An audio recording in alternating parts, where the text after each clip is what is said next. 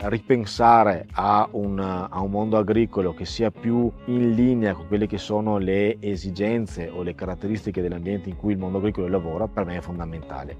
L'imprenditore agricolo è anche il custode di un territorio e questo custode deve avere tutti gli strumenti per poter migliorare il territorio in cui vive, l'ambiente in cui vive, e quindi l'innovazione serve anche a quello.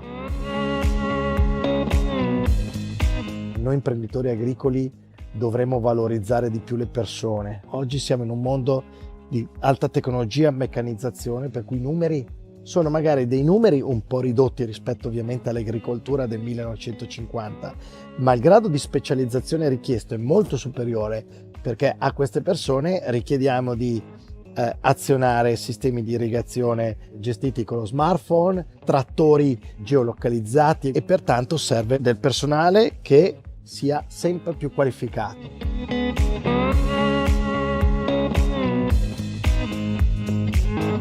Abbiamo pensato di realizzare una serra un po' diversa dal solito, che fosse innovativa e sostenibile sotto diversi punti di vista.